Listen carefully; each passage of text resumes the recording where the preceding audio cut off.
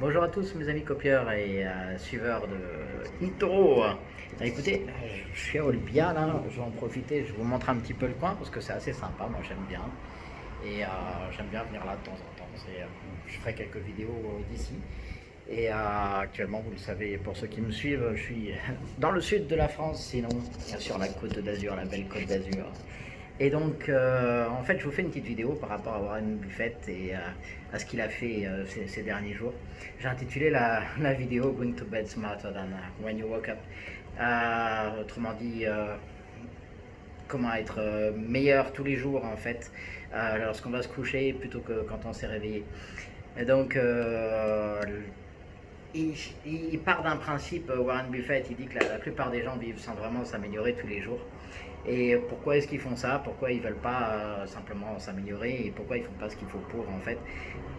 Il explique qu'il est vraiment très facile en fait de rentrer chez soi le soir, de s'allonger sur le canapé, allumer la télé, tourner un petit peu en rond, aller se coucher, et puis finalement, au final, il ne nous reste pas grand-chose de la journée.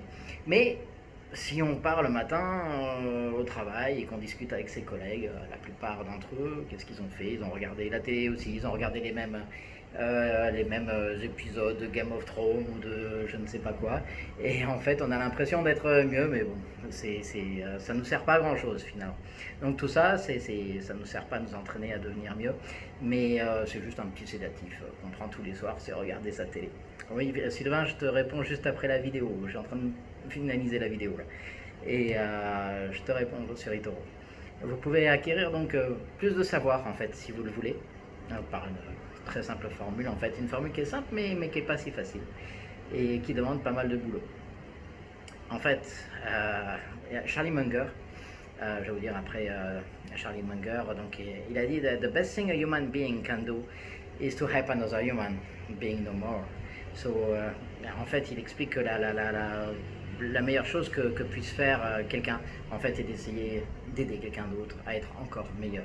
Charlie Munger, en fait, c'est simplement l'acolyte de Warren Buffett. Ils ont toujours, depuis très très longtemps, été associés dans Berkshire Hathaway.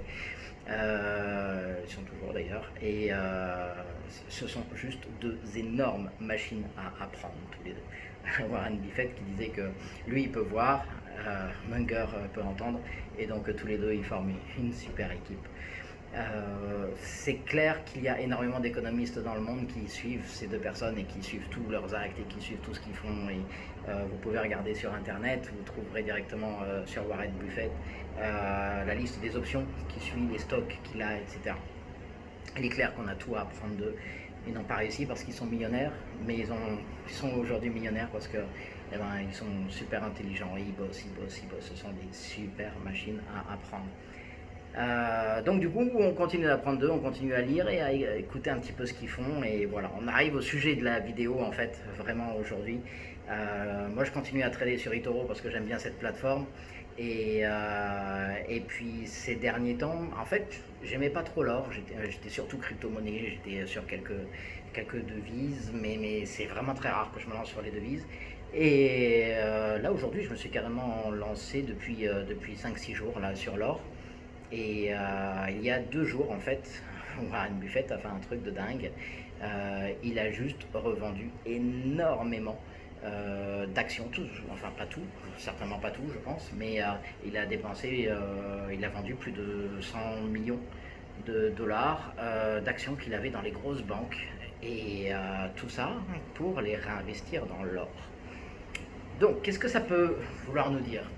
On sait que Warren Buffett, il a toujours été contre l'or, il a vraiment toujours été contre ce métal, même si à une époque, en 97, je crois, il avait investi sur l'argent, en fait. Mais bon, ça n'a pas duré longtemps, il a acheté, il a revendu, il a fait un petit peu de bénéfice dessus, mais voilà. Mais il l'avait fait déjà, même si pour lui, il part du principe que ça vaut pas le coup. L'or et l'argent, c'est pas intéressant pour lui.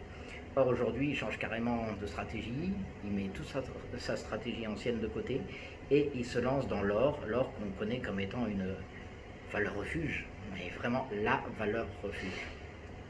Donc ces personnes étant juste,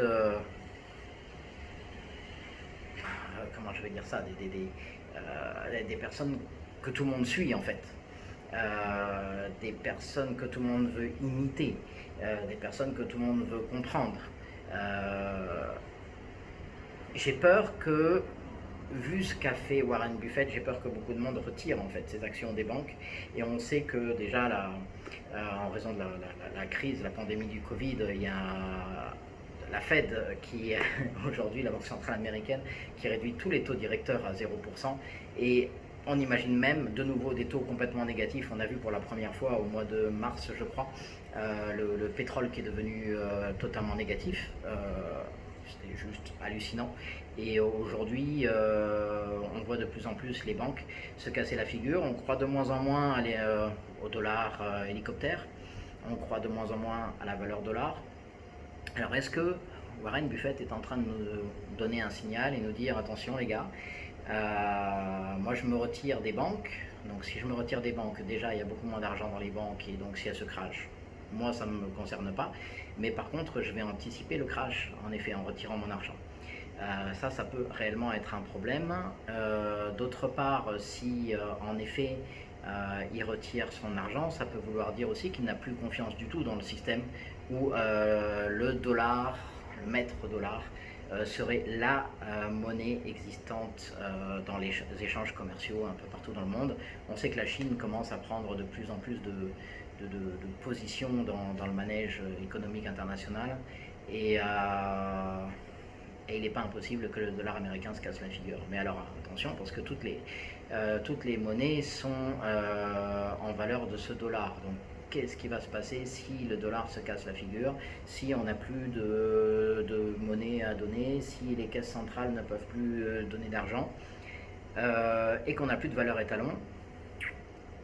Eh bien, on risque d'arriver sur un nouveau système économique. Un nouveau système économique, et est-ce que Warren Buffett, qui est un illuminé, qui est toujours en avance de tout ce qui se passe, est-ce que c'est pas un signal qu'il est en train de nous dire, de nous donner, et à nous dire tout simplement les gars, les banques, attention, les valeurs économiques, attention, les monnaies de chaque pays, attention, essayons de faire autre chose. Et là on en arrive au sujet du jour, pour eToro. Ce autre chose, qu'est-ce que ça serait? Qu'est-ce que ça pourrait être? L'or, valeur refuge, tout le monde le sait.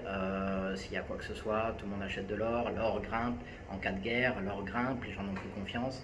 Et puis dès que la guerre c'est terminé, hop, on réutilise tout cet argent-là pour reconstruire, et donc l'or se recasse la figure. Or aujourd'hui, on a atteint des sommets au niveau de l'or, même si on est un petit peu en dessous des 2000.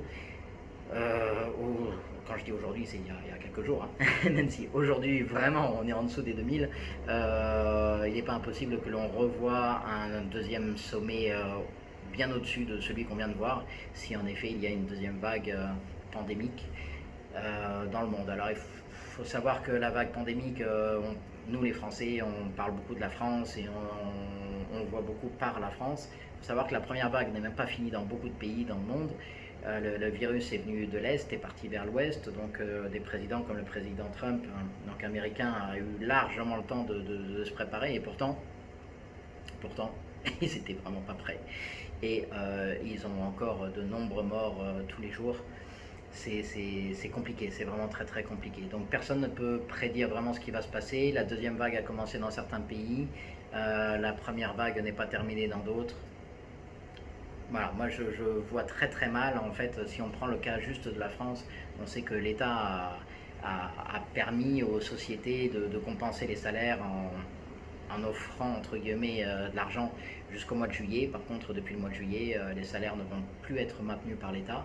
Et je vois beaucoup de sociétés, j'ai pas mal de personnes qui m'écrivent également, puisque je fais du coaching aussi pour des professionnels, et coaching life. Et j'ai beaucoup de monde qui me pose des questions, et qui me dit ok, comment faire, comment assurer le coup, comment faire la suite. Donc ça commence à devenir très très compliqué pour beaucoup de monde. La plupart des sociétés avaient 2 mois, 3 mois, 4 mois de cash flow, et malheureusement voilà, ça commence à être épuisé partout, et la plupart d'entre elles vont commencer à mettre la clé sous la porte. Qui dit société qui ferme dit moins d'économie, dit également beaucoup plus de salariés qui n'ont plus de travail, qui n'ont plus de salaire, et donc du coup qui se retrouvent plus ou moins à la rue. On sait que la plupart d'entre eux ne pourront plus payer leur loyer. Heureusement, on arrive dans la trêve hivernale, donc peut-être que ça sera poursuivi jusqu'en avril-mai. On laissera aux gens la possibilité de ne plus payer leur loyer, mais s'ils ne le payent plus, ça veut dire que les propriétaires n'ont plus de rentrée d'argent, donc eux aussi vont se casser la figure. Et donc tout se casse la figure à partir du moment où on n'a plus de toit et plus de salaire, et à partir du moment où il y a de plus en plus de personnes qui n'ont plus de salaire. Donc je pense que Warren Buffett est juste en train de nous annoncer, et les gars, là, maintenant, jusqu'à présent, il y a eu beaucoup de morts en effet, mais c'était pas si sérieux que ça. Par contre, là, on arrive sur un vrai problème économique. La crise sanitaire est passée et est toujours là. Et malheureusement, la crise économique est en train de commencer. Donc les gars, sur eToro, n'hésitez pas, moi je vais publier cette vidéo. Et donc du coup vous pouvez répondre, dites-moi ce que vous en pensez, dites-moi si en effet au niveau économique vous pensez qu'un nouveau système peut se mettre en place par l'intermédiaire des crypto-monnaies comme le XRP, comme l'XLM, comme le MIOTA, etc. ou le IOTA, qui sont des monnaies vraiment créées pour les banques et pour le système bancaire. Dites-moi ce que vous en pensez, comment vous voyez les choses venir, ce qui vous passe par la tête, est-ce que vous investiriez dans les cryptos, est-ce que vous voyez complètement autre chose, un autre système que ce qui existe aujourd'hui, puisque les cryptos existent. Voilà. Ma page est à vous, mon fil d'actualité est à vous, n'hésitez pas, mettez-moi des commentaires également sur la vidéo, je suis désolé, c'est pas professionnel du tout, je suis en vacances là à Olbia, et donc j'en profite, mais je pouvais pas passer à côté de ce qu'a fait Warren, Warren Buffett, c'est juste hallucinant, quoi. Qu'il se soit retiré du système bancaire pour investir dans l'or, les gars, faut vraiment qu'on réfléchisse tous ensemble et qu'on réfléchisse tous ensemble. Voilà, dites-moi ce que vous en pensez, à bientôt, salut, c'était Cédric en direct d'Olbia.